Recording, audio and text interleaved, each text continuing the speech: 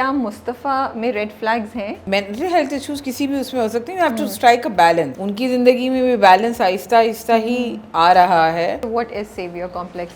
Saviour complex जो ये ये दूसरे सिर्फ लड़कियों में ही होता है क्या? जरूरी नहीं है, लड़कों में भी होता है, लड़के भी फंसे हुए होते हैं, और ये रोमांटिक रिलेशनशिप्स में भी होता है, मैरिटल रिलेशनशिप्स में भी होता है। गैस लाइटिंग को कैसे डिफाइन करेंगी आप? बिकॉज ये भी एक वर्ड है जो बहुत कॉमनली यूज होता है। गैस लाइटिंग इज जब जो परपेट्रेटर होता है, जिसने कुछ गलत किया होता है, वो सामने वाले विक्टिम को ऐसा फील करवा रहा होता है, आपने गलत समझा उसको और आपने सोचा, बेसिकली आप पूरा ब्लेम शिफ्ट उसके ऊपर कर देते हैं और वो इंसान एक्चुअली फील करने लगता है कि हाँ शायद मैंने गलत समझा। इमोशनल अब्यूज के क्योर की या उसके सोल्यूशन की या उसकी थेरेपी के क्या दो लेवल हो सकते हैं? मैं एग्री करूंगी आपकी बात से। इंटेंसिटी के ऊपर डिपेंड करता है। अगर इमोशनल अब्यूज जल्दी रिकग्नाइज आप कर लें, जल्दी अरेस्ट भी हो जाएगा। अगर जल्दी रिकग्नाइज करेंगे ना, तो वो प्रॉब्लम इतना इंटेंसिफाई नहीं होगा।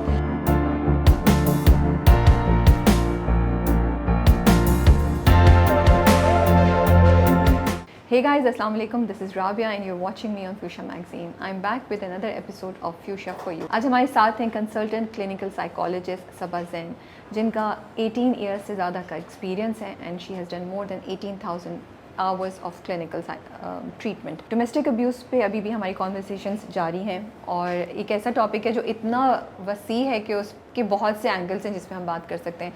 तो आज हम कुछ पॉइंट्स पे बात करेंगे। I think emotional abuse recognise नहीं किया जाता, हम उसकी इम्पॉर्टेंस या उसके इम्पैक्ट को उस तरीके से रिकग्नाइज़ नहीं करते जितना हमें करना चाहिए। तो we'll talk about that, we'll talk about what is saviour complex, लड़कियों में होता है, कैसे होता है, क्यों होता है, और क्या हमारी एंटरटेनमेंट इंडस्ट्री अपने आप को अंडर एस्टिमेट करती है? क्या हमारे ड्रामा, सॉन्ग्स, हमारी फिल्म्स वाकई लोगों पे इम्पैक्ट करते हैं? ये मेरी इंटरेस्ट का बहुत बहुत इंपॉर्टेंट टॉपिक है। And what is generational trauma and क्या हम उसको अपने आसपास देख रहे हैं और किस तरीके से देख रहे हैं? तो सबा जैन से इन टॉपिक्स पे कुछ गुफ्तगू करते हैं and I hope this is going to be an interesting and informative session for everyone. अस्सलाम वालेकुम। वालेकुम अस्सलाम। कैसी हैं आप? मैं ठीक हूँ, आप कैसी हैं? मैं बहुत ठीक हूँ और मैं बहुत एक्साइटेड हो गई हूँ क्योंकि जब हमने बात शुरू की ऑफ कैमरा तो आपने मुझसे जिक्र किया कि कितने पेशेंट्स आपके पास आते हैं जो बहुत बड़ी तादाद जो होती है वो किसी ना किसी ड्रामे या फिल्म से रिलेटेड आपसे कोई कॉन्वर्सेशन कर रहे होते हैं। आपने बोला तो मैंने सोचा ही मैंने सही सुना है या नहीं सुना है। So let's start with that कि कैसे, मतलब क्या कर रहे हैं लोग, क्या बात कर रहे हैं? उनको ड्रामा देख के कुछ याद आता है? ड्रामा उनको कोई चीज़ की अवेयरनेस क्रिएट करता है या ड्रामा उनकी सोच को चेंज कर रहा है? क्या कर रहा है हमारा ड्रामा? एक जनरल ऑडियंस को हमारा पाकिस्तानी ड्रामा कैसे इम्पैक्ट कर रहा है? I think that since I see patients over here and I see patients internationally, I think ये ड्रामा इंडस्ट्री के लिए बहुत खुशाइन बात है कि even the international patients जो हैं, I'm talking about Pakistanis who are living overseas and all of that, वो भी फॉलो कर रहे होते हैं और वो भी ड्रामों के ऊपर बहुत बात कर रहे होते हैं।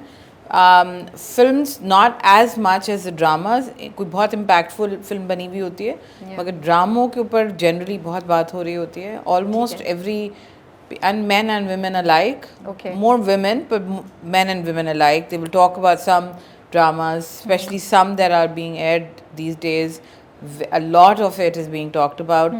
Some, if you ask about why, because a lot of the dramas in our Pakistani drama industry pick up themes from everyday life, तो वो किसी ना किसी लेवल के ऊपर उससे रेजोनेट कर रहे होते हैं।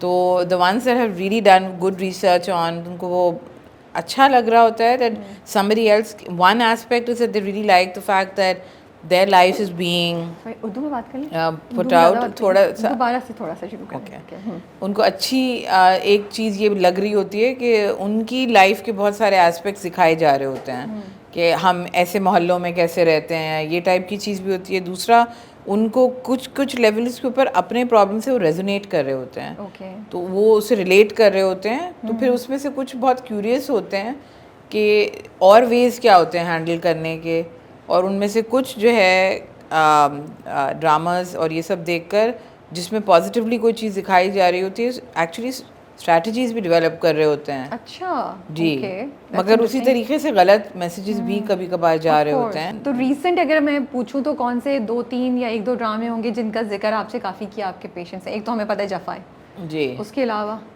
कभी मैं कभी तुम, कभी मैं कभी तुम, उसमें क्या, दिस इज सो इंटरेस्टिंग, कभी मैं कभी तुम, चलो क्या, I think men are talking about it more than हाँ, women are really? talking अच्छा, about it. It हाँ, has become a couples thing to watch together. okay, And in fact, in my marital counseling sessions, when I give them some homeworks to do some things together, so this is one of the things that they're very easily saying, okay, we they agree on watching it कि हम together. कभी मैं कभी तुम एक साथ ये देख हम लेंगे, देख लेंगे साथ, ठीक है, हाँ, ठीक है. And it's very relatable. They talk about it later, उसको डिस्कस कर रहे होते हैं. खैर उसमें बहुत सारी चीज़ें ऐसी दिखाई हैं. I'm so glad that it is being shown. सो क्या मुस्तफ़ा में रेड फ्लैग्स हैं? क्या मुस्तफ़ा एक इंसान है जिसको थेरेपी या मेंटल हेल्थ इश्यूज़ हैं, जिसको थेरेपी की ज़रूरत है और जिसको मेंटल हेल्थ इश्यूज़ हैं? मुस्तफ़ा, जी, देखिए मेंटल हेल्थ इश्यूज़ किसी भी उसमें हो सकते हैं. You have to strike a balance, right. Okay, उनकी ज़िंदगी में भी बैलेंस आहिस्ता आहिस्ता ही आ रहा है, ठीक है. तो बिल्कुल मतलब दोनों एक्सट्रीम्स हैं, दोनों भाई अदील में अलग हैं Yes. क्वालिटीज़, मगर जो एक ऑब्वियस जो चीज़ होती है कि दिस इज़, ये है वो आइडियल इंसान, जिसमें मुझे अच्छी लगती है चीज़ वो ये दिखाई गई है. और क्लासिकली जो वीडियो गेमर्स और ये सब को दिखाया जाता है कि वो सिर्फ लूज़र ही होते हैं, वो बेसिकली दे डू नथिंग, वो पैसे भी नहीं कमा सकते, वो कोई बैलेंस लाइफ नहीं लीड कर सकते. बैलेंस ज़रूरी है किसी भी चीज़ में हो.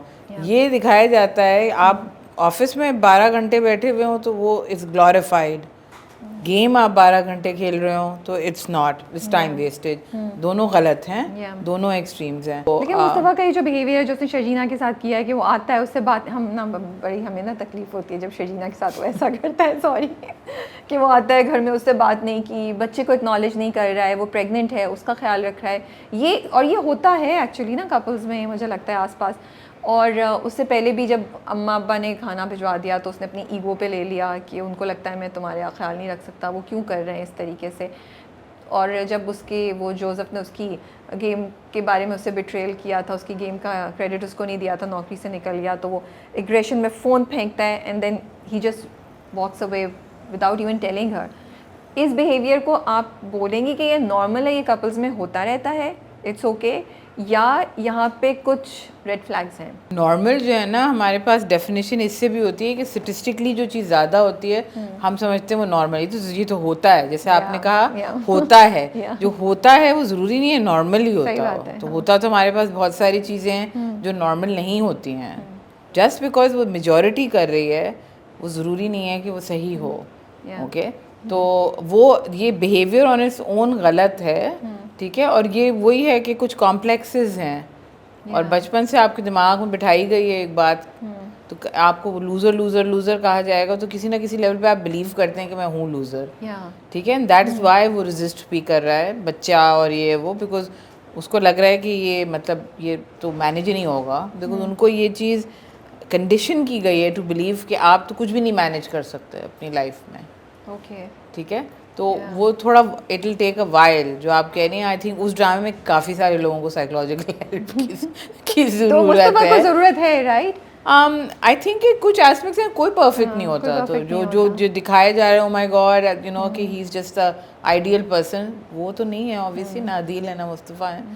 और जो शर्जीना का रिस्पॉन्स है, अगर मुस्तफ़ा जैसा बंदा और वो इस तरीके से रिएक्ट कर रहा हो हस्बैंड या जिस बंदे के साथ भी आप रिलेशनशिप में, तो वाइफ का क्या रिस्पॉन्स होना चाहिए? जो शर्जीना कर रही है वो सही कर रही है कि बिल्कुल खामोश रहती है और वो शिकवा भी ज़्यादा नहीं करती, वो उसको ज़्यादा ज़्यादा एक दो जुमले बोल के चीज़ को डिफ्यूज़ कर देती है. शर्जीना का रिस्पॉन्स सही है? कुछ हद तक ठीक भी है, क्योंकि मेरा मानना ये है कि आप एग्रेशन से जवाब देते हैं तो नलिफाई हो जाता है, उसको कुछ सोल्यूशन नहीं निकलता है. ठीक है. किसी एक आप ये भी तो देखें ना कि वो बाद में फिर मुस्तफ़ा के अंदर रियलाइजेशन कैसे आती है. किसी के अंदर भी अगर सामने वाला चुप हो जाता है, मैं बिल्कुल भी किसी भी उसमें ये नहीं कह रही हूँ कि आप सहते रहें हर चीज़ को, मगर जब आपको मालूम है कि इंसान की इंटेंशन क्या है, आपने उसके बिगर पिक्चर को देख लिया है, उसकी पर्सनालिटी के, तो वो उस वक्त टेम्परेरीली कुछ कर रहा है, आप चुप होकर तो डिफ्यूज़ हो जाती है. आप वायलेंस का जवाब वायलेंस से, एग्रेशन का जवाब एग्रेशन से, गाली का जवाब गाली से देंगे तो वो रुकता नहीं है कहीं पे साइकिल. लेकिन क्या शर्जीना को कुछ ना कुछ एहसास दिलाना चाहिए, ज़्यादा थोड़ा सा जितनी वो एफर्ट करी उससे ज़्यादा एफर्ट करके मुस्तफ़ा को रियलाइज़ कराना चाहिए कि वो जो कर रहा है वो उससे खुश नहीं है. जी बिल्कुल. एट दैट टाइम कॉन्वर्जेशन नहीं होनी चाहिए, मगर उसके बाद ज़रूर होनी चाहिए। कुछ चीज़ें इसमें काफ़ी एक्सट्रीम है, वो जो आपसे मेरी पहले बात हो रही थी सेवियर कॉम्प्लेक्स वाली बात, सेवियर कॉम्प्लेक्स इसके अंदर भी है। तो हम रुक के पूछ लेते हैं कि what is saviour complex? Saviour complex जो ये दूसरे लड़कियों में ही होता है क्या? ज़्यादातर, ज़रूरी नहीं है, लड़कों में भी होता है। I have seen a lot of patients जो उसमें लड़के भी फंसे हुए होते हैं, और ये रोमांटिक रिलेशनशिप्स में भी होता है, मैरिटल रिलेशनशिप्स में भी होता है। मैरिटल रिलेशनशिप में क्योंकि आप एक कॉन्ट्रैक्ट से बंध भी चुके होते हैं, तो वो और ज़्यादा आपको ऐसा लगता है मैं अब तो मैं बाउंड हो गया हूँ या बाउंड हो गई हूँ, ठीक है। जो इसमें किसी एक पार्टनर के साथ प्रॉब्लम हो, सेवियर कॉम्प्लेक्स होता ये है कि दूसरा पार्टनर जो कि नॉन इफेक्टेड पार्टनर होता है, जिसमें प्रॉब्लम नहीं होता है, वो पार्टनर अपने अंदर कहीं ना कहीं से ठान लेता है कि मैंने इसको सही करना है, आई एम द वन जो सेव करेगा इसको, ठीक है, और आई विल स्टैंड बाय। किसी के साथ स्टैंड बाय करना एक चीज़ होती है, मगर उस चक्की में खुद भी पिसते रहना अलग चीज़ होती है। तो सेवियर कॉम्प्लेक्स में कहीं पे आपको सेल्फ प्रिजर्वेशन भी करनी होती है, अपने आप को कहीं पे निकालना भी होता है। जैसे अगर इसी ड्रामा की बात करें तो इसमें आई डिसएग्रीड, आई थॉट कि they took it to another level. I mean I am not a drama critic but I am telling you कि वो जब शुरू में वो घर से निकलते हैं तो जो एक अजीब से शेडी से होटल में आप जाके रुक जाते हैं, I think that was a little again self preservation आपने हटा दी वहाँ पे। तो आप इतना एक्सट्रीम नहीं होना चाहिए, थोड़ा सा रियलिस्टिक होना चाहिए। ये करते हैं लोग, मैं ये नहीं बोल रही हूँ कि वो ड्रामे में अनरियलिस्टिक दिखाया, मैं ये बोल रही हूँ कि ये मूव अनरियलिस्टिक थी कि of Sharjeena she could have just put her foot down and said कि इस वक्त जो है मतलब एक घर है जो जाने की जगह है, आप सड़क पे आपको रहना ज़रूरी नहीं है, तो ये इतनी एक्सट्रीम हमें करने की ज़रूरत नहीं है सिचुएशन पे। तो आपको ये एक अजीब से शेडी सी जगह के ऊपर नहीं रुकने की ज़रूरत है। वो सेवियर कॉम्प्लेक्स को वो क्रॉस करके सेल्फ प्रिजर्वेशन के कुछ दायरों से बाहर आ गई थी। तो आपने बड़ी इंटरेस्टिंग बात बोली, आपने कहा स्टैंड बाय करना या किसी का साथ देना अलग बात है, लेकिन उसके साथ अपनी सेल्फ प्रिजर्वेशन बहुत ज़रूरी है कि आप अपने आप को फिजिकली, मेंटली, इमोशनली डैमेज ना कर दें किसी और को बचाने के लिए, क्योंकि फिर तो आप भी नहीं बच सकेंगे। Basically this is what you are trying to say. So जो मुझे समझ आई है, सो सेवियर कॉम्प्लेक्स लड़कियों में कैसे होता है, आपने क्या देखा है? बिकॉज जब हमारी बातचीत स्टार्ट हुई तो आपने कहा कि ये मैंने बहुत लड़कियों में देखा है, और रोमांटिक रिलेशनशिप्स में जब लड़कियां इन्वॉल्व हो जाती हैं तो उनके अंदर ये बहुत आ जाता है सेवियर कॉम्प्लेक्स। स्टेटिस्टिकली अगर आप देखेंगे ये हो सेवियर कॉम्प्लेक्स दोनों में सकता है, मगर अगर आप स्टेटिस्टिकली देखेंगे तो लड़कियों में ज़्यादा होता है, मगर लड़कों में भी होता है। लड़कों की जिनकी इमोशनल IQ ज़्यादा होता है वो भी इस चीज़ में फंसते हैं, ठीक है। ओह, सो इमोशनल IQ ज़्यादा होने की वजह से ये चीज़ भी हो जाती है जी, बिकॉज आपको ये लगने लगता है वो पॉजिटिव चीज़ है, मगर जैसे इंटेलिजेंस जो है वो इविल जीनियस भी तो होता है ना। ट्रू। तो इमोशनल IQ अगर ज़्यादा है तो उनको ये लगने लगता है कि आई कैन फिक्स दिस, मैं कर सकती हूँ। बहुत स्केरी बातें कर रही हैं क्योंकि आई थिंक हमें से बहुत से लोग इस चीज़ से गुजरते हैं। हम सिर्फ किसी और कहीं भी अपने आसपास लोगों के साथ हम सोचते हैं कि दोस्तों में भी होता है कि वो मैं इस इंसान की मदद कर सकती हूँ या कर सकता हूँ, यू नो। और मदद करनी भी चाहिए, मैं ये बिल्कुल भी नहीं कह रही हूँ कि नहीं करनी चाहिए, मगर एट एनी पॉइंट ये चीज़ आपको नहीं भूलनी चाहिए कि मैं at the cost of my self नहीं करूँ मैं। ओके, सो अगर हम इसको थोड़ा सा ब्रेक डाउन और करें, जो आप बोल रही हैं कि सेवियर कॉम्प्लेक्स में सेल्फ प्रिजर्वेशन आप भूल जाते हैं, तो वो क्या कुछ चीज़ें जो आप सेल्फ प्रिजर्वेशन में या अपनी कॉस्ट पे आप कर रहे होते हैं? अगर आप 2-3 एग्जांपल्स दें। और सेल्फ प्रिजर्वेशन में इमोशनल प्रिजर्वेशन की भी बात कर रही हूँ मैं, कि सामने वाला मुझे गालियाँ देता रहे, मैं खामोश बुधा बन के बैठी रहूँगी। Absolutely not. ये कहाँ से ठीक है? Because I tell you something, physically, emotionally या एनी वे में आप अपने आप को अगर ओवरलुक कर रहे हैं, तो जो आप ये क्यों हम भूल रहे हैं कि हम किसी को सेव कर रहे हैं ना, तो जो सामने वाला है उसको तो कोई प्रॉब्लम है, तो वो उसको आप क्या इम्प्रेशन दे रहे हैं? पीपल हमारे अराउंड, आप वैसे मेरे साथ बिहेव करेंगी जैसे मैं आपको नॉन वर्बली या वर्बली अलाउ करती हूँ, ठीक है। तो आप उसको ये इम्प्रेशन दे रहे हैं कि ये तो मैं कर सकता हूँ, यानी मैं किसी को गाली दे दूँ और I can get away with it, that means मैं दे सकता हूँ। तो आप उसको भी गलत मैसेज पास कर रहे हैं। आप अलाउ कर रहे हैं, आप इजाज़त दे रहे हैं कि तुम मुझे ऐसे ट्रीट कर सकते हो, वर्बली बोलना ज़रूरी नहीं है, पर आप अलाउ कर रहे हैं कि यू कैन डू दैट, ठीक है। तो ये एग्रेसिव बिहेवियर, गाली, घर में कोई बच्चा आके गुस्से में आके ग्लास फेंक दे, और आप उसको रेप्रिमांड अगर नहीं करेंगे, इवन तो आप अंडरस्टैंड कर रहे हैं कि वो उस वक्त फ्रस्ट्रेटेड है और कुछ हुआ है जिसकी वो, मगर आपने उसको कुछ कहा नहीं, उस वक्त नहीं कहे, बाद में तो कह सकते हैं ना। Those conversations never take place, जो बाद की होती है ना, कि way you sit down and you say, जो आप मुस्तफ़ा और शजीना की भी कह रही हैं, बाद में बैठ के कि ये क्या हुआ, ये क्यों हुआ और ये नहीं होना चाहिए। शजीना को ही कहना चाहिए। मैं भी कुछ ऐसी बातें कर रही हूँ जो लोगों को पसंद नहीं आ रही हैं कि शजीना को क्यों कुछ बोल रही है, मुस्तफ़ा को क्यों कुछ बोल रही है। सेल्फ प्रिजर्वेशन पे मुझे एक दो बातें अगर आप और बता दें लोगों की बेहतर अंडरस्टैंडिंग के लिए, कि क्या चीज़ें वो किसी और को मदद करने में अपनी इग्नोर कर रहे हैं। क्योंकि सबा मुझे ऐसा लगता है कि ख़वातीन में, लड़कियों में, ख़वातीन क्या, मैं लड़कियाँ बोलूँगी, हमारे यहाँ ना ये कॉन्सेप्ट अभी तक है कि सब्र करो, बर्दाश्त करो, क्योंकि इवेंचुअली हालात सही हो जाएंगे। क्योंकि वो 20 साल बाद जब आपकी शादी अच्छी हो जाती है तो सब बोलते हैं देखा उसने सब्र किया था ना, उसने ये बर्दाश्त किया, वो बर्दाश्त किया, तो आज वो अच्छे से अपने घर में, बच्चे बड़े हो गए, वो ये चीज़ें हम अभी तक ये जुमले सुनते हैं।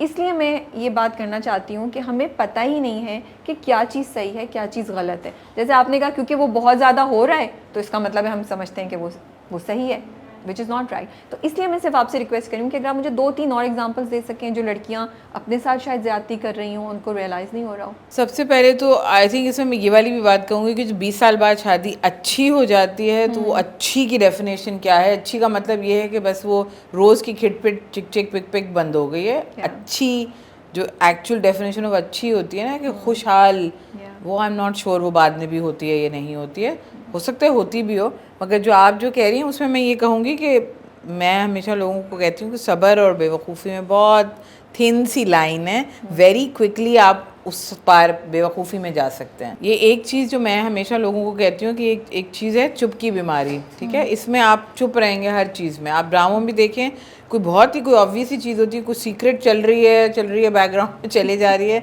और वो 20 साल बाद रिवील हो रही है, या आप देख रहे होते हैं कि 4 एपिसोड्स बाद पता चलेगा और फिर सब बोल रहे होते हैं कि पहले बता देती। And it really is like as simple कि आप वो पहले बता देती हैं। तो ये नहीं करना चाहिए। जो कुछ ड्रामों में रियलिस्टिकली भी दिखा रहे हैं कि आप पहले स्टेप में आपको करना ये चाहिए, आप आइडेंटिफाई करें कि आपकी फैमिली में कोई ना कोई होता है, एक्सटेंडेड फ्रेंड्स में या फैमिली में कोई समझदार, ऐसा नहीं हो सकता कि डर्थ ऑफ समझदार पीपल है, कोई ना कोई होता है। आप उसको आइडेंटिफाई करें जो जिसको आप जाके कन्फाइड कर सकते हैं कि आई एम गोइंग थ्रू दिस। मगर पहले आप खुद रियलाइज़ करें कि आई एम गोइंग थ्रू दिस, तो आप किसी और को जाके कह सकेंगे ना कि आई एम गोइंग थ्रू दिस। किसी को पता होना चाहिए और फिर वो आपको सामने से, क्योंकि यू सी आप जब किसी चीज़ में होते हैं ना तो you are in the thick and thin of it. जो बाहर वाला होता है ना वो उसके बाहर होता है, तो उसको जो भी दिख रहा है ना वो आपसे बेहतर दिख रहा होता है, उसकी व्यू बेहतर होती है। जी, बर्ड्स आई व्यू होता है ना। मैं ये ज़रूरी नहीं कह रही हूँ कि कोई थेरेपिस्ट ही हो, वो छूटते साथी कोई भी नहीं थेरेपिस्ट के पास जाते हैं। कोई समझदार वाइज न्यूट्रल बंदा हो जो कि वैसे भी आपसे मैं पूछूं, किसी और से मैं पूछूं ना तो लोग सोचने लगते हैं कौन है मेरी फैमिली में, कोई भी चचा चची ताया खाला फूफी मामू नाना नानी कोई भी हो सकता है। समबडी जो वाइज और जिससे आप इमोशनली क्लोज हैं। मैं हमेशा लोगों को कहती हूँ अपने सपोर्ट सिस्टम में कोई आप आइडेंटिफाई करके रखें as like an emergency number. आप उनसे ना बात करें, नहीं करनी है आपको हर वक्त, मगर कोई होना चाहिए जिसके बारे में आपको पता होना चाहिए, ट्रस्ट होना चाहिए। जी, तो ये चुप हर चीज़ पे नहीं रहना चाहिए। Play safe rather than sorry. यानी कुछ आपको अगर लग भी रहा है कि नहीं पता नहीं कोई ख़ास ज़्यादा प्रॉब्लम नहीं है, मगर फिर भी बता दें, इसमें कोई हर्ज नहीं हो सकता। किसी और को कोई और चीज़ नज़र आ रही हो और आप सेवियर कॉम्प्लेक्स में जब जाने ज़्यादा लगेंगे ना तो आप ब्लाइंड होने लगते हैं, तो फिर आपको नहीं दिखती वो चीज़ें कि ये आप ये फिर, क्योंकि आपने एक दफ़ा डिसीजन ले ली होती है ना कि अब मैंने अपने दिमाग में मैं सब्र कर रही हूँ, तो फिर तो अच्छा फेंक दिया मेरे पे, कोई बात नहीं, आई इग्नोर इट, आगे चले जाओ। कुछ फिर खटक पटक हो गई, कोई बात नहीं, इससे ज़्यादा बुरी हुई है, ठीक है। वो एक चीज़ होती है maximisation and minimisation. So you kind of tend to maximise on, मेरे लिए फूल ले आया था तो एक फूल ले आया था, आपने उसको इतना मैक्सिमाइज कर लिया और उसने कोई टेबल तोड़ दिया है तो आप उसको मिनिमाइज कर दे, कोई बात नहीं, ये भी तो किया था ना, सेड सॉरी आफ्टर दैट। ये तो सबसे ज़्यादा हम करते हैं, सेड सॉरी आफ्टर दैट। तो उससे पहले किया क्या था, उसकी इंटेंसिटी को, तो ये वाली चीज़ें देखने की ज़रूरी होती हैं। इसी पे मैं एक और चीज़ कहना चाहती हूँ, ये भी तो लड़कियों में होता है ना कि हम इसको फिक्स कर देंगे, कोई बात नहीं। If he is not okay completely right now, थोड़ा सा गम है, दुख है, मे बी वो ब्रेकअप से गुजरा है, मेरे साथ रह के सही हो जाएगा, या मैं उसको उसको मैं हील कर लूँगी। तो वो अपने अंदर जो ये अच्छी फीलिंग है ना, दैट मैं हील कर दूँगी, वो भी तो आपके अगेंस्ट काम करती है, right? How do you deal with that? It's actually a very good thing as well. और मैं ये नहीं कहूँगी कि वो सेव करते करते कभी भी सेव नहीं करती हैं, करती भी हैं। और यही वो लोग होते हैं जो अगर स्टोरी अच्छी निकली तो आप कहेंगे she stood by me, you know, in my bad times. But I'm just trying to say, do not overlook self preservation. मैं सिर्फ ये कह रही हूँ कि सेल्फ प्रिजर्वेशन को नहीं ओवरलुक करें, सेव करें लोगों को। लेकिन सब आप ये कह सकते हैं किस पॉइंट पे उसको कहना चाहिए यार बहुत हो गया, अब मैं हीलर नहीं बन सकती, अब मैं सेवियर नहीं बन सकती? जब वो आपकी ज़ात को इफेक्ट करने लगे और अपनी ज़ात से जुड़ी चीज़ों को भी। लेकिन क्या किसी को आप हील कर सकते हैं, सेव कर सकते हैं अपनी ज़ात का कुछ हिस्सा दिए बगैर? कहीं ना कहीं आपको कोलैटरल डैमेज तो होगा नहीं? हाँ, मगर उसको अगर वो कंटिन्यूइंग हो रहा है, ठीक है, आप वो तो आप देखें, आप सड़क पे कोई इंसान गिरा है, आप उसको झुक के उठा रहे होंगे, तो ये तो नहीं होगा ना कि आपको भी हो सकता है चोट लगे उस प्रोसेस में। तो कुछ जो आप जो कह रहे हैं कि कुछ तो आपको भी इम्पैक्ट होगा, मगर वो क्या कंटिन्यूइंग इम्पैक्ट है। और ये भी आप एक बहुत इम्पॉर्टेंट बात है, क्या अगर मैं सेवियर कॉम्प्लेक्स में, तो मेरे से जुड़े रिश्ते भी इफेक्ट हो रहे हैं। ओके, ठीक है। अब आप ये देखें, अभी शर्जीना की जो आप बात कर रही हैं, उनके माँ बाप भी एक चीज़ से गुजर रहे हैं। ट्रू। तो आप एक को सेव करके इतने सारों को इफेक्ट नहीं कर सकते। That's not a fair balance. तो स्ट्राइक अ बैलेंस। कितनी कॉम्प्लिकेटेड चीज़ है ना, हम मोहब्बत और एक किसी का सपोर्ट करना है, उसमें अपनी साइकोलॉजिकल पीस को प्रिजर्व करना, बहुत चीज़ें चलना शुरू हो गई हैं। सो अब कमिंग टू, अगर हम जफ़ा पे बात करें, जैसे आप बात करी थी ज़ारा की, एंड बिकॉज मैं चाहती हूँ कि ये इंटरव्यू आज से 10 साल बाद भी कोई देखे तो उससे जफ़ा नहीं भी देखा हो तो उन्हें पता हो कि हम क्या बात करें। तो जफ़ा में ज़ारा जो है वो Hasan who has mental health issues और एग्रेसिव बिहेवियर वो दिखा चुके हैं, और ज़ारा एक दफ़ा घर छोड़ के जाके फिर वापस जा चुकी हैं, and she is asked him कि वो थेरेपिस्ट के पास जाएं, एंड हसन उनसे झूठ बोल रहे हैं और थेरेपिस्ट के पास नहीं गए। ये सिचुएशन है। फिर इवेंचुअली उन दोनों की कन्फ्रंटेशन होती है, जहाँ उससे बोलती है कि तुम नहीं गए थे, और वो उसको जब कन्फ्रंटेशन बढ़ती है तो उसको थप्पड़ लगाता है, फिर वो जवाब में थप्पड़ लगाती है। उसके जवाब में हसन इतना गुस्सा हो जाता है कि उसको कमरे में ले जाता है और उसको बहुत मारता है, और इस वक्त वो हॉस्पिटल में, जितना ड्रामा हमने देखा है। तो इस केस को रखते हुए, इसको as a case study use करते हुए हम सबा से बात कर रहे हैं। सबा, आपने मेंशन किया था ज़ारा के बारे में कि ज़ारा भी यही कर रही है, सेवियर कॉम्प्लेक्स ही है, ज़ारा भी कह रही है मैं सेव कर लूँगी। आप इस पर क्या कहना चाहती हैं? अगेन इसमें कुछ चीज़ें काफ़ी पॉजिटिव दिखाई हुई हैं, कि ज़ारा पहले गो में जब वो छोड़ के भी जाती है, and the parents are saying no no this is it, ठीक है, once hitter always a hitter and all of that, वो सब कह के वो अपनी फ़ैसला करती है कि मैंने वापस जाना है। तो जब वो वापस जाने का फ़ैसला करती है, वहाँ तक वो भी ठीक है। वो, और वो ये भी और प्रोएक्टिव स्टेप भी ले रही है, उसको ये भी नज़र आ रहा है कि ये मैं नहीं कर सकती, तो उसने एक थेरेपिस्ट का या साइकोलॉजिस्ट, साइकाइट्रिस्ट का नंबर देती है, अपॉइंटमेंट अरेंज करती है। This is another important thing. आप जब किसी को चाहते हैं कि वो जाके हेल्प ले, तो ये होती है सेविंग, कि आप उसके लिए फैसिलिटेट करें वो प्रोसेस को। लुक फॉर समबडी, आपने उनका अपॉइंटमेंट अरेंज कर दिया।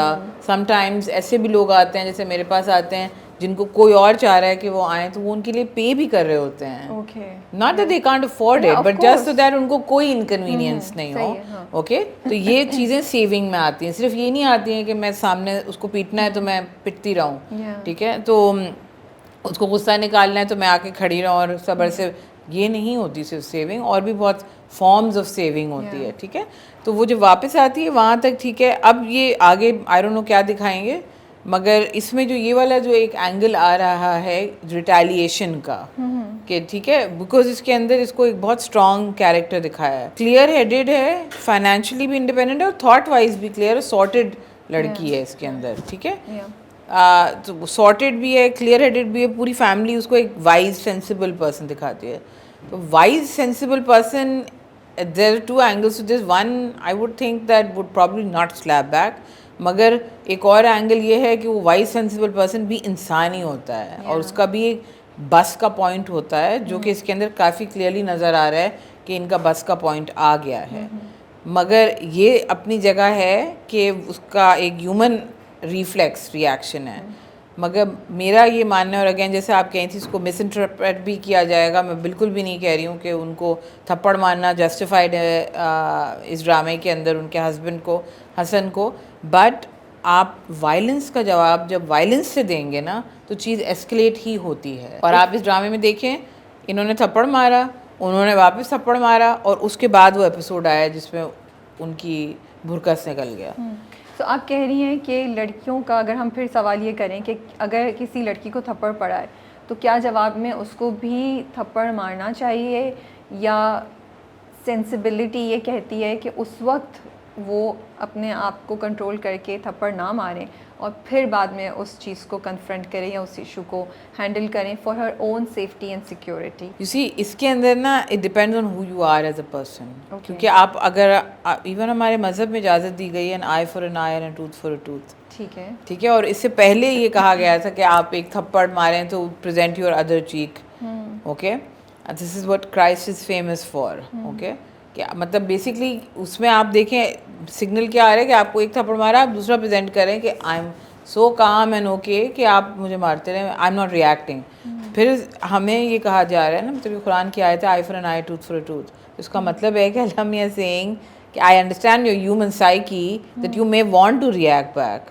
अगर मुझे थप्पड़ पड़ा है तो ये नहीं कह सकते कि इंटायरली गलत है, मगर अगर मैं ये पर्सपेक्टिव से, अगर कोई विमेन की प्रोटेक्शन के पर्सपेक्टिव से कहूँगी तो मैं बहुत क्लियर हूँ कि ये नहीं होना चाहिए। इस वजह से क्योंकि उसके बाद ही एस्केलेट होता है, उसके बाद ही एस्केलेट होता है। आप कभी भी देखें कि वो जो आप उसमें क्या कर रहे होते हैं, आप पोक कर रहे हैं किसी को, या आप फिज़िकली, मैं कह रही हूँ, जो इंसान वायलेंट होता है या जिसमें वायलेंस की स्ट्रीक होती है उसको फिज़िकली कभी भी even so much so as poke नहीं करना चाहिए। ठीक है, इमीडिएट रिएक्शन में आता है। This is a psyche strategy I am saying कि जो इस तरह की वायलेंट मैरिजेस में हैं वो फिज़िकली नहीं करें अनलेस बैकिंग हो। अब इसमें कह सकते हैं, उनकी दादी भी खड़ी हुई थी पीछे, मगर दादी ने रोक लिया, नहीं रोक पाई ना, वो खुद नहीं रोकती।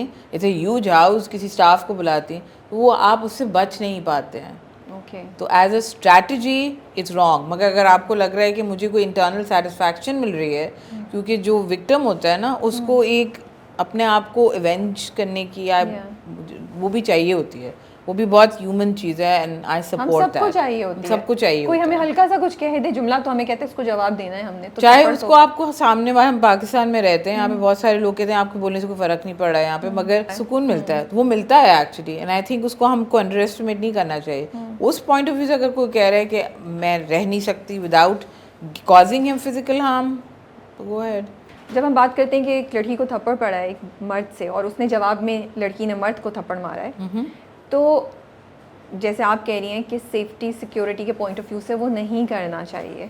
मैं just at the top of my mind ये सवाल आता है कि लेकिन अगर लड़कियां इस तरह जवाब देती रहेंगी तो क्या लॉन्ग टर्म में लड़के थोड़ा सा डरेंगे नहीं कि यार अब लड़कियां खामोश नहीं बैठती हैं, तो क्या कोलैटरल डैमेज ये जो थोड़ा सा होगा, ये जो अभी हम sacrifice, which is sad to say, I am not saying it should happen, क्या वो लॉन्ग टर्म में हमें कोई रिजल्ट नहीं देगा? जैसे पहले औरतें काम नहीं करती थी, ठीक है, लेकिन जब औरतों ने पुश किया, उन्होंने बर्दाश्त किया घर के क्रिटिसिज्म, बदतमीज़ी, सब कुछ, तो अब चेंज हो गया है, लड़की का काम करना बहुत हद तक नॉर्मल हो गया है, यू नो। सो ये मेरी क्यूरोसिटी आती है from a therapist point of view और साइकोलॉजिस्ट पॉइंट ऑफ व्यू, आप क्या कहना चाहेंगी? आई थिंक इसका आंसर आपको ये जो पंजाब कॉलेजेस वाला इंसिडेंट है उसमें आपको मिल जाना चाहिए कि ये हुआ है ना। I'm not sure if you're aware of that incident or not with that girl and the millions of students who have come out. And if you watch those things, that is the impact that you're talking about, that you're saying will come in the future. It has already come. Okay. वो लड़कियां हैं, and those are 17, 16, 17-year-old girls. It's unfathomable जो वो कर रही हैं, concrete की दीवारें गिराई हैं। वो कौन सी लड़कियां हैं, वो कौन सी बॉडी बिल्डर्स हैं, या लड़के भी जो हैं, मतलब हु आर दीज किड्स। तो ये जो आप कह रही हैं कि आप एक के साथ करेंगे तो जो आगे इम्पैक्ट आएगा, जो मैसेज जा रहा है, वो आई थिंक ऑलरेडी आ भी चुका है। बिकॉज ये जो दिखा भी रहे हैं ना, ये मैं पेशेंट्स को देखती हूँ और मैं देख रही होती हूँ, एक तो अब बहुत लोग अवेयर हो गए हैं, बहुत सारी नेगेटिव साइड्स भी होंगे मगर बहुत पॉजिटिव साइड्स भी हैं सोशल मीडिया और ये सब की, जो अवेयरनेस वो ला रहा होता है, you know, even conversations like these, people pick up on things और फिर वो उसको कर रहे होते। तभी तो मैं आपसे कह रही हूँ ना कि पेशेंट्स बहुत दफ़ा ड्रामों को जब लेकर आते हैं, I don't find that to be irrelevant conversation कि आप ड्रामे के बारे में क्यों बात करें, आप एक थेरेपी सेशन में आएँ। मैं बल्कि उनको इनकरेज करती हूँ कि उसके कौन से एस्पेक्ट से आप रिलेट कर रही हैं, ताकि वो उसे पिक करें, वो फिर वो सोचने लगती हैं कि क्या मुझे ये करना चाहिए था, मैंने ये किया, इन दोनों में से कौन सा बेहतर है, और इसमें यू नो, तो वो पिकअप कर रही होती हैं। तो आप कहीं से भी पिकअप करें, आप बुक से पिकअप करें, गुड ड्रामे से पिकअप कर रही हैं आप, या कुछ और कर रही हैं। सो इंटरेस्टिंग, आप कह रही हैं अब ये हमें कोलैटरल डैमेज या कुर्बानी देने की ज़रूरत नहीं है, वो चेंज आ चुका है।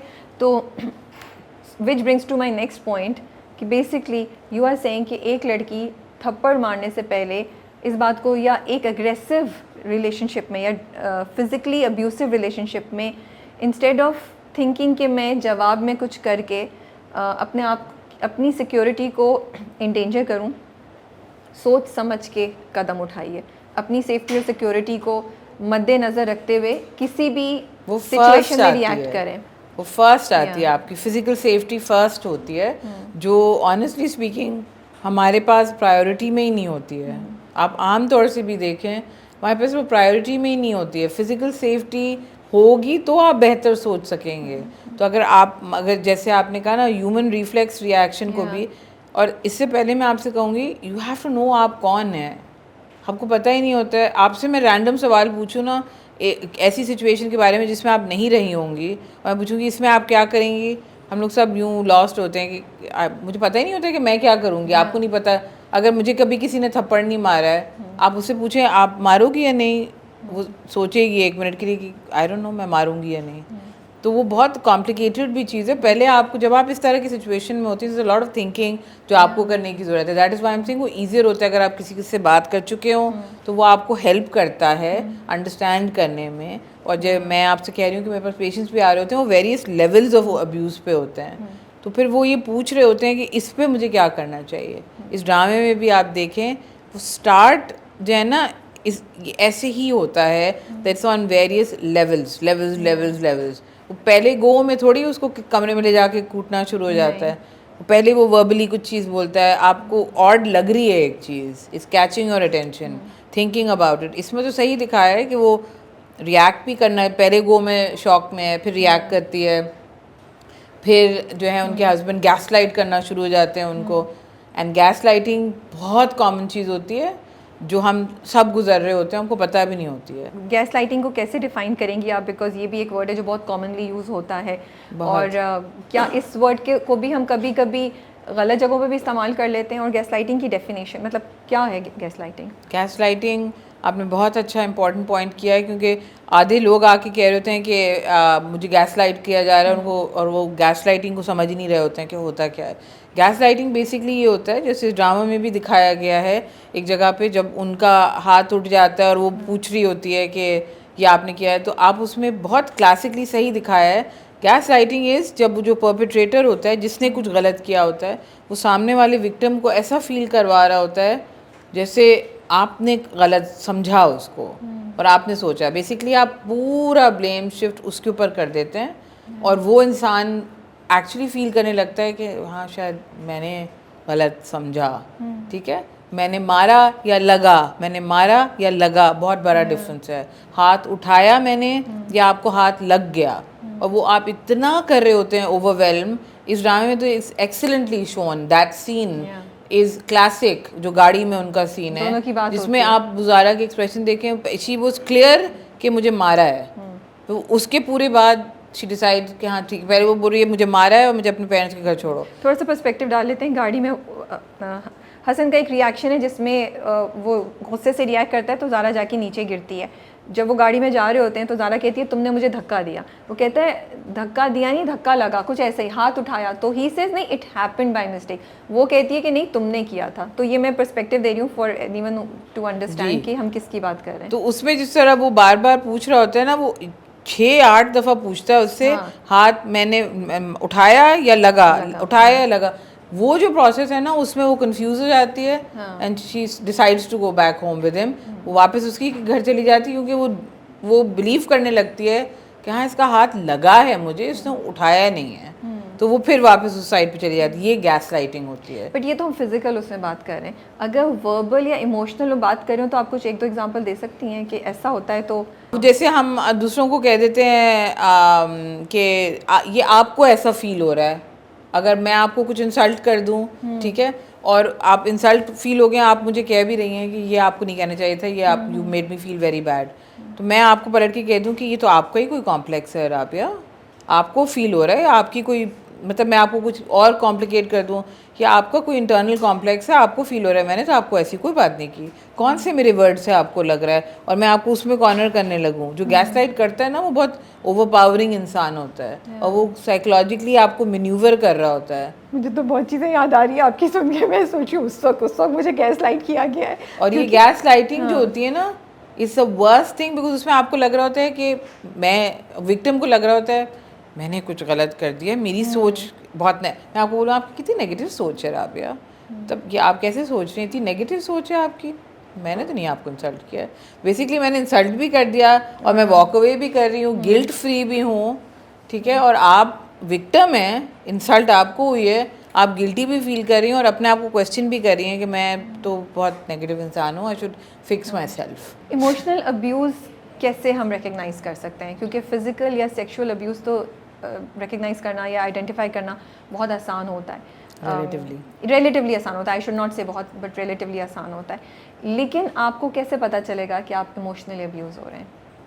इमोशनल अब्यूज़ अगेन वही सेल्फ प्रिजर्वेशन वाली बात होती है कि आपको कोई ऐसे जुमले कसे जा रहे हो, कोई आपको बात ऐसी कही जा रही हो जो आपको पसंद ना आ रही हो, और मेरा बहुत पक्का मानना है कि सेल्फ प्रिजर्वेशन की इंस्टिंक्ट डिवाइनली आपके अंदर होती है, ये बाय डिवाइन डिज़ाइन आपके अंदर होती है, ठीक है, आपको क्योंकि कैसे मैं कह रही हूँ होती हूँ कि आपको बुरी लगती है वो चीज़, मैं आपको कुछ किसी चीज़ पे कह दूँ वो आपको अंदर से अच्छी नहीं फील होगी, ठीक है, ठीक तो है? पहला साइन ये हुआ कि आप कुछ सुन रहे हैं और वो आपको अंदर से फीलिंग आ रही है कि यार ये इस इंसान को मुझे नहीं कहना चाहिए था या मेरे साथ ऐसे नहीं करना चाहिए था, तो कुछ मसला है, आप इसको रेड सिग्नल समझें इसको। ये घरों में भी हो रहा होता है, रिलेशनशिप्स में हो रहा होता है, और ये घरों के बाहर भी हो रहा होता है, वर्क फोर्सेस में भी हो रहा होता है, फ्रेंड्स में भी हो रहा होता है, जो आपके वेल विशर्स होते हैं उनमें भी हो रहा होता है, भाई बहनों में भी हो रहा होता है, सब में हो रहा होता है। और कोई साइन है?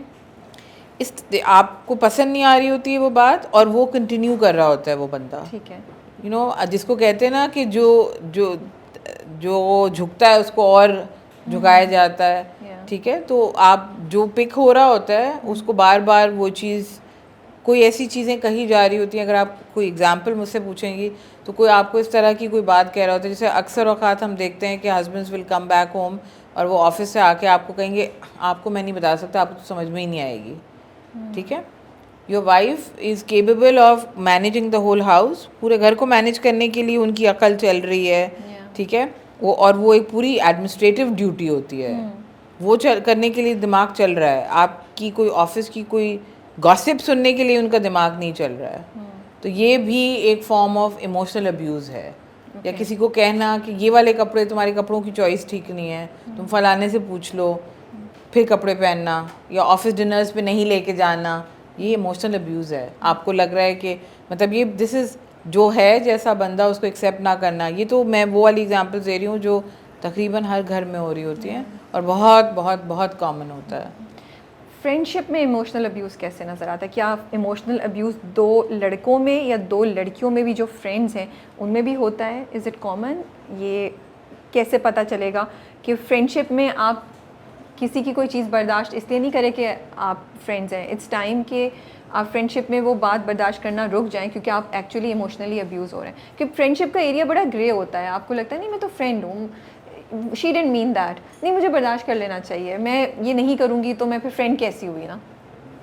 ये थोड़ा गैस लाइटिंग से इमोशनल अब्यूज़ जो है ना वो ओवरलैप कर रहा होता है, क्योंकि जो इमोशनल अब्यूज़ कर रहा होता है ना वो जो स्मार्ट उसमें से जो लोग होते हैं वो गैस लाइट भी कर रहे होते हैं ताकि यू वॉक अवे फीलिंग कि मैंने गलत इंटरप्रेट किया। आपकी फ्रेंड अगर मिसाल के तौर पे जो मैं आपसे पहले एग्जांपल दे रही थी कि अगर दो फ्रेंड्स हैं और वो आपस में डिस्कस करें, जो कि कॉमनली वो करेंगी कि मेरे घर में ये हो रहा है, मेरे हस्बैंड ने ये कहा, मेरे इसने ये कहा, तो अगर आप डिस्कस कर रही हैं और आप अपनी फ्रेंड को ये कह रही हैं, जैसे अगर आपके हस्बैंड आपको कह रहा है, कई जगहों के ऊपर यहाँ पे अब्यूज़ की एग्जांपल आ रही है कि अगर आपका हस्बैंड आपको कह रहा है कि यू नो आप मेरे साथ टाइम नहीं स्पेंड करता, वो ये वो, तो आपकी फ्रेंड अगर आपको पलट के कह रही है इस बिकॉज देखो तुम मासी बन के घूम रही होती हो घर पे, तुम सिर्फ पूरा दिन बच्चों में लगी रहती हो, ये इमोशनल अब्यूज़ है, ठीक है? बिकॉज आप उसको, आपको अच्छी तो नहीं फीलिंग हो रही है ना जब वो आपको ये कह रही है कि मासी बन के घूम रही हो, या क्या हाल बनाया हुआ है, हाथ पाँव देखो अपने, लास्ट कब गई थी सैलून, तो ये वाली जो चीज़ें ये आप उनको इमोशनली, ये एक सॉर्ट ऑफ सोशल बुलिंग है, या उनको ये दिखाना, उनको अपना बताना कि ये देखो मैं ये करती हूँ या व्हाटएवर, कंपेयर करना किसी ऐसे बंदे के साथ, आपको वो बात कुछ और कर रही है और टॉपिक से बिल्कुल आप हट चुके हैं। वो कह रही है कि my husband doesn't spend time with me, वो मुझे अटेंशन नहीं दे रहा है जो कि देनी चाहिए उसको, हस्बैंड की गलती है, ठीक है, जबकि वो इन्वॉल्व नहीं है, तभी तो इसको पूरा कुछ करना पड़ रहा है। तो वो वाले प्रॉब्लम्स के ऊपर बात करने के बजाय आप प्रॉब्लम का ब्लेम जो है वो लड़की पे डाल रही हैं कि बीवी पे विक्टिम के ऊपर ही डाल दे रहे हैं, वो गुजर रही है और उसी के ऊपर आप उसको बता रही हैं कि वो इस वजह से नहीं कर रहा है। आप एक तो इसमें परपेट्रेटर को सपोर्ट कर रहे हैं कि वो इस वजह से नहीं कर रहा, जबकि इसमें क्लासिक चीज़ ये है कि इनका हाल ऐसा क्यों हुआ है, क्योंकि the husband is not involved, वो सिर्फ बाहर की चीज़ें कर रहे हैं। इतना डीप सोचा ही नहीं था। ओके हाँ, आई एम जस्ट सेइंग कि हमको लोगों से बात करते वक्त भी ये सोचना चाहिए, ये जो हम बहुत ये जो घिसी पिटी हुई एडवाइसेस हम दे रहे होते हैं, आप अपनी फ्रेंड को बैलेंस करना सिखाएं, हाँ कैसे ऐसे बैलेंस करो, या कौन से कॉन्वर्जेशन को करने की ज़रूरत है, अपने हस्बैंड के साथ बैठ के डिसाइड करो कि तुम ये करो, तुम वो करो। और मैंने प्रैक्टिकल लाइफ में देखा है, even in marital counselling sessions, अगर आप कोई छोटी सी भी चीज़ कर देते हैं ना, जैसे आपने हस्बैंड ने कह दिया पिक और ड्रॉप मैं कर लेता हूँ बच्चों को स्कूल का, ठीक है, बस ये एक काम मैं कर लेता हूँ, बाकी जो कर रही हो वो करती रहो, आपको एक दूसरी इंसान लगेगी वो वाइफ, एक भी चीज़ उसकी थिंग्स टू डू में से हट जाएगी तो। और the thing about women is कि वो फॉरएवर ग्रेटफुल हो रही होती हैं कि ये एक चीज़ उसने कर दी, सो ट्रू। वो फॉरएवर ग्रेटफुल होती हैं कि मेरे हस्बैंड तो बहुत सपोर्टिव है, और वो सुबह ऑफिस जाते हैं बच्चों को ड्रॉप कर देता है, और इफ़ यू आस्क बच्चों का स्कूल का है, ऑफिस के बिल्कुल बराबर है, but they are so grateful, which is giving a wrong message to the men as well. It's good that they are doing it, but it's not enough. It's bare basic maybe. बिल्कुल bare basic है। और यही वो लोग होते हैं जो बाहर जाके बिल्कुल split the responsibility, सिर्फ split the bill आ गया है, अब split the responsibility भी काफ़ी टाइम उसमें बाकी है। इमोशनल अब्यूज़ 2 लेवल्स पे अगर मैं पूछूं क्या हो सकता है, उसकी इमोशनल अब्यूज़ की क्योर की या उसके सलूशन की या उसकी थेरेपी के क्या 2 लेवल हो सकते हैं? एक लेवल वो जहाँ आप खुद रिकग्नाइज़ करके खुद ही अपने आप को क्योर कर लें या मूव अवे कर सकें, और दूसरा कि आप इतने ज़्यादा डैमेज हो चुके हों कि आप थेरेपी के लिए आपको जाना पड़े। क्या मैं ये सही कह रही हूँ? आर देयर 2 लेवल्स, या इमोशनल अब्यूज़ के लिए भी आपको किसी थेरेपिस्ट या स्पेशलिस्ट के पास ही जाना पड़ेगा? नहीं, आई थिंक मैं अग्री करूँगी आपकी बात से, इंटेंसिटी के ऊपर डिपेंड करता है। अगर इमोशनल अब्यूज़ जल्दी रिकग्नाइज आप कर लें, जल्दी अरेस्ट भी हो जाएगा। अगर जल्दी रिकग्नाइज करेंगे ना तो वो प्रॉब्लम इतना इंटेंसिफाई नहीं होगा। इंटेंसिफाई नहीं होगा तो आई थिंक कि आप खुद भी कोई भी नॉर्मल रेगुलर समझदार इंसान, और अगेन मैंने जैसे कहा कोई और वाइज इंसान की भी आप इनपुट ले रहे हो, तो आप बगैर थेरेपिस्ट ये सब के भी इसको रिजॉल्व कर सकते हैं, आप इसको जल्दी अरेस्ट कर सकते हैं। मगर अगर वो प्रॉब्लम इंटेंस है, ज़्यादा परसिस्ट कर रहा है, तो फिर यस उनको किसी प्रोफेशनल के पास जाने की ज़रूरत होती है। आई जस्ट वांट टू से हियर अगेन कि कॉन्वर्सेशन सिर्फ अवेयरनेस के लिए हैं, दीज आर नॉट सॉल्यूशंस। अगर आपको हमारी बात सुन के कहीं भी ऐसा लगा कि इसमें से कोई साइन आपकी ज़िंदगी में आपको नज़र आ रहा है, कि रिलेशनशिप में आपको नज़र आ रहा है, तो please consult a proper psychologist, properly specialised consultant और therapist in that specific field, और अपनी प्रॉब्लम या अपना मसला उनके पास लेके जाएं। हम आपको सॉल्यूशंस नहीं दे रहे हैं, हम सिर्फ कॉन्वर्सेशन स्टार्ट करें, अवेयरनेस स्टार्ट करें। और दूसरी बात मैं कहना चाहती हूँ कि ये जो सवाल हैं, शायद इनमें से कुछ सवाल बहुत से लोगों को लगे ये क्यों पूछ रही हैं। हमने ये सवाल जो है वो जनरल अपनी ऑडियंस से पूछ के किए जो एक आम इंसान के जहन में होते हैं। जैसे मेरे जहन में कुछ मिसअंडरस्टैंडिंग्स हैं, तो हो सकता है ये क्वेश्चंस आपको इतने बहुत स्पेशलाइज्ड या बहुत मंझे हुए नहीं लग रहे हों, लेकिन ये क्वेश्चन है जो एक आम इंसान के जहन में होते हैं। तो इसलिए हमने इनको इस तरीके से पूछा और इस तरीके से एड्रेस किया कि हम बिल्डिंग ब्लॉक स्टार्ट करें, उसके ऊपर हम ज़्यादा डीप जा सकते हैं। थेरेपी मेरा क्वेश्चन होता है और बहुत से लोग ये आके कहते हैं थेरेपी में तो बस आप जाते हैं, बैठते हैं, अपने दिल की भड़ास निकालते हैं तो आ जाते हैं। अब इसके लिए मैं इतने पैसे क्यों दूँ? मेरी दोस्त है, मेरी अम्मा है, मैं उनके पास जाके कर दूँ। तो थेरेपिस्ट या साइकोलॉजिस्ट क्या करते हैं, स्पेशली अगर वो दवाई भी नहीं दे रहे, we are not going to a psychiatrist, तो फिर मैं क्यों जाऊँ थेरेपी पे? थेरेपी मुझे कैसे हेल्प करेगी? ये एक बहुत कॉमन थॉट है जिसको मैं सुनती हूँ। थेरेपी कैसे हेल्प करती है हमें? ये बिल्कुल मिथ है कि आप जाते हैं और सिर्फ अपनी दिल के हाल आप बात कर रहे होते हैं। ये वन वे प्रोसेस बिल्कुल भी नहीं होता कि आप जाके अपने इमोशंस को सॉर्ट ऑफ वॉमिट आउट कर रहे हैं एंड देन यू डन। बिल्कुल भी नहीं होता। जो क्लिनिकल साइकोलॉजिस्ट होते हैं, मैं उनकी बात कर रही हूँ, आप वेरियस टाइप्स ऑफ काउंसलर्स आके हैं। जो मैं क्लिनिकल साइकोलॉजिस्ट की बात कर रही हूँ, हम ट्रेंड होते हैं बहुत सारी टेक्निक्स के अंदर, various different schools of thought के अंदर, ठीक है, जिसमें बहुत कॉमनली लोग आके कहते हैं हमारे पास CBT कर दें, हमारे पास DBT कर दें। बहुत सारे स्कूल्स ऑफ थॉट होते हैं। There is a wealth of techniques, बहुत सारी टेक्निक्स होती हैं।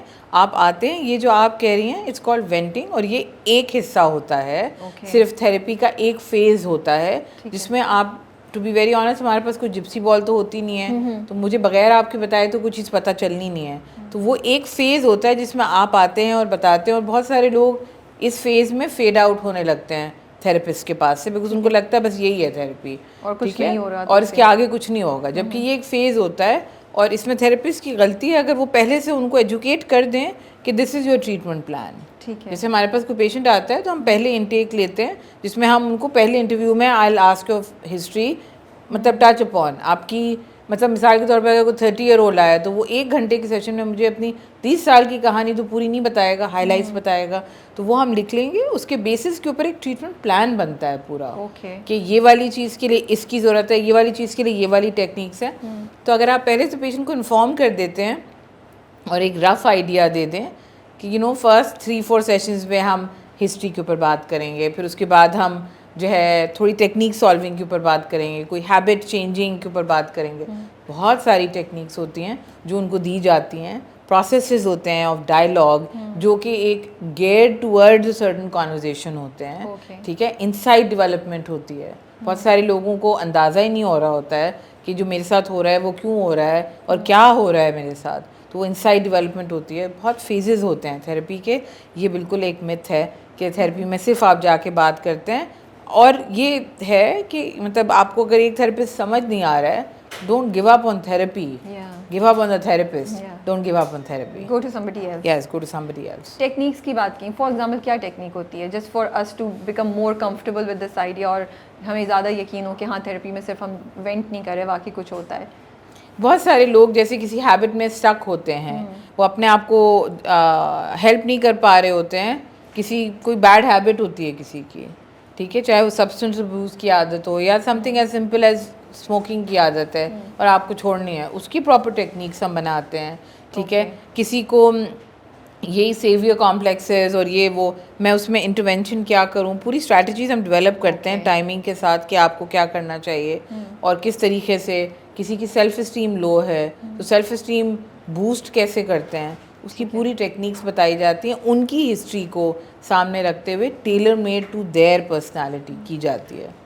आपका जो इतना एक्सपीरियंस है उसमें सक्सेस रेट अभी तक क्या है आपके पास, अगर आप देखें तो? और जनरली अगर आप ये पूछ रहे हैं कि पेशेंट्स ठीक होते हैं या नहीं, तो जी बिल्कुल पेशेंट्स ठीक होते हैं। मतलब इन द सेंस था कि अगर आपके पास उसमें 70% आपने सक्सेस रेट देखा है, या therapy usually is able to help 90% of the cases, क्योंकि ऑफ कोर्स कोई भी चीज़ 100% तो नहीं श्योर होती ना, कोई मेडिसिन भी नहीं होती है, बिकॉज एट द एंड तो हमारा बिलीफ है हर चीज़ अल्लाह के हाथ में है ना, कंट्रोल वो अल्लाह ने लिखा है क्या चीज़ क्या नहीं है, आप अपनी पूरी कोशिश करते हैं। तो मैं जनरली एंड एज अ लोगों को और थेरेपी की तरफ लेकर आने के लिए और उनको ये समझाने के लिए कि ये एक हमारी ज़िंदगी में पॉसिबल एक चीज़ है जो हमें पास है, जिससे हमारी ज़िंदगी के मसले आसान हो सकते हैं और हम उसके बारे में सोचें, उसके लिए पूछी थी कि जनरली सक्सेस रेट आपने अभी तक क्या देखा है अपने पेशेंट्स में? बहुत सारे डिपेंड करते हैं प्रॉब्लम के ऊपर भी, बहुत बहुत डेली कुछ मंडेन छोटे छोटे इश्यूज़ के साथ आ रहे होते हैं, सेल्फ इस्टीम रिलेटेड, जो उनको वर्क प्लेस पे इफेक्ट कर रही है या उनके स्कूल्स कॉलेजेस में इफेक्ट कर रही है, वो वाले तो बहुत जल्दी क्विक रिजल्ट्स जो है दे करते हैं और वो कुछ सेशंस के अंदर ही बहुत बेहतर फील करने लगते हैं और ख़त्म हो जाता है। अगर कोई ऐसे प्रॉब्लम्स वाले आए जिनके इन्वायरमेंट में प्रॉब्लम है, वो बंदे खुद में प्रॉब्लम नहीं है मगर उसके इन्वायरमेंट में प्रॉब्लम है, तो वो थोड़ा सा कॉम्प्लिकेटेड होते हैं बिकॉज आप इन्वायरमेंट को चेंज नहीं कर सकते। किसी के पेरेंट्स में प्रॉब्लम है, किसी के स्पाउस में प्रॉब्लम है, तो वो मल्टी फैसेटेड होता है, उसमें थोड़ी सी देर लगती है। मगर मैं अपने आप को ये कहती हूँ कि कोई भी प्रॉब्लम ऐसा नहीं है जिसका कोई सोल्यूशन नहीं है, बिकॉज जिस दिन आप अपने आप को ये कहते हैं तो उस दिन आप ट्राई करना छोड़ देते हैं ना। अगर मुझे मालूम है कि इसका कोई हल नहीं है तो आई थिंक आप उसकी एफर्ट भी करना छोड़ देते हैं। तो as a professional also I do not tell myself कि this problem is not solvable, मगर अगर स्टेटिस्टिकली देखें तो there are lots of success rates. ऐसे बहुत सारे केसेस हैं जो कि मैं 18 साल से काम कर रही हूँ तो जो अब नहीं आ रहे हैं बिकॉज वो प्रॉब्लम सॉल्व होके चले गए हैं। मगर पेशेंट्स जो है इस पे दोनों थेरेपिस्ट की स्किल, साइकोलॉजिस्ट की स्किल पे भी डिपेंड करता है, हाउ स्किल्ड आर दे, और प्रॉब्लम पे भी डिपेंड करता है और पेशेंट परसिस्ट करे या नहीं, वो बीच में छोड़ के भी चले जाते हैं। ठीक है, थेरेपी एक्सपेंसिव भी होती है, वो कर सके नहीं कर सकें, टाइम निकाल सकें नहीं निकाल सकें, और मतलब मैनी फैक्टर्स कम इन, तो उस पर भी सक्सेस डिपेंड करता है। क्या फिज़िकल अब्यूज़ करने का प्रोसेस रुक सकता है कभी? जो लोग फिज़िकली अब्यूज़ कर रहे होते हैं, जो अब्यूज़र्स हैं, क्या उनके लिए कोई क्योर है? जो लोग इस रिलेशनशिप में हैं जहाँ उनको फिज़िकल अब्यूज़ हो रहा है, क्या उनके लिए होप है कि उनके साथ जो इंसान इन्वॉल्व है वो चेंज हो सकता है, वो क्योर हो सकता है? Again I am going to say is a very very important question कि डोमेस्टिक वायलेंस वाले जो हैं, जिस ड्रामों में भी कुछ दिखाया जा रहा होता है कि वंस डोमेस्टिक वायलेंस का परपेट्रेटर तो फिर वो हमेशा उसका हाथ उठेगा ही उठेगा। ज़रूरी नहीं है, ऐसे केसेस होते हैं रियल लाइफ में, मगर हेल्प इज़ मैंडेटरी इसके अंदर। मतलब जो इंसान को प्रॉब्लम है उसको अपने पीछे के प्रॉब्लम्स को डील करना पड़ेगा कि वो पीछे से कौन से ट्रॉमाज हैं या कोई किस चीज़ ने उसको ये चीज़ सिखाई है, उसने लर्न करी है कि ये किसी और जनरेशन ट्रॉमा टाइप की कोई चीज़ का हिस्सा है, क्या चीज़ का हिस्सा है कि वो इस प्रॉब्लम में है, वो रिजॉल्व करेगा तो फिर वो प्रॉब्लम ख़त्म भी हो जाती है। ऐसे बहुत सारे लोग हैं जिनका पहले हाथ उठता था, अब नहीं उठता, पहले गाली देते थे अब नहीं देते। तो I completely think I am hoping कि इस तरह के ड्रामों में भी ये चीज़ दिखाई जाए कि वो फिक्स भी हो जाता है। होप है, ट्राई ज़रूर करना चाहिए थेरेपी या जो भी राइट प्रोफेशनल है के पास जाना मगर ज़रूरी है। ज़रूरी है। ये वो वाली चीज़ें नहीं है जो आप खुद से डील कर सकते हैं। ठीक है, thank you so much for your time. बहुत से हमने कहाँ से स्टार्ट किया, तो हमने उनमें से किसी टॉपिक पे बात नहीं की बिकॉज वो जैसे जैसे हम बात करते गए वो खुद ही क्वेश्चंस आते गए और हमने किया। बट इंशाल्लाह आपके साथ एक सेशन और लगाएंगे। We want to talk about generational trauma on its own, वो पूरा एक बड़ा सब्जेक्ट है, and also depression, anxiety and panic attack, जिस पे आई थिंक बहुत आजकल की यूथ स्पेशली बहुत ज़्यादा इस चीज़ से गुजर रही है। सो जब आप नेक्स्ट टाइम निकालेंगे हमारे लिए तो we will address that. Absolutely. आपका क्लिनिक अवेलेबल है, आपके 2 क्लिनिक्स हैं जहाँ आप बैठती हैं, तो लोग आपको वहाँ पे they can get in touch with you there. हम डिटेल्स सबा की जो है वो नीचे डिस्क्रिप्शन में शेयर कर लेंगे। If any one of you want to get in touch with her तो आपके पास कॉन्टैक्ट डिटेल्स होंगी। और आप इंस्टाग्राम पे भी हैं जी, या तो बस इंस्टाग्राम पे टैगिंग हो रही होगी तो आप वहाँ से भी डायरेक्टली जा सकते हैं। बट आपका thank you so much for your time. Very welcome, it's my pleasure. Great conversation. I think मेरी खुद मैं तो मुझे बड़ा मज़ा आता है बिकॉज मेरी इतनी एजुकेशन हो रही होती है इन सारे सेशन से, मैं खुद इतना लर्न कर रही होती हूँ और मेरी आंखें खुल रही होती हैं कि कुछ चीज़ें हमने कभी सोची नहीं होती बट उनका कितना इम्पैक्ट होता है। यू नो, पब्लिक अवेयरनेस के लिए ये चीज़ें बहुत ज़रूरी हैं। It's a very important topics to touch upon. चलें, आप अपना बहुत ख्याल रखिएगा and thank you so much once again for taking time out for us. Absolutely. अल्लाह हाफ़िज़।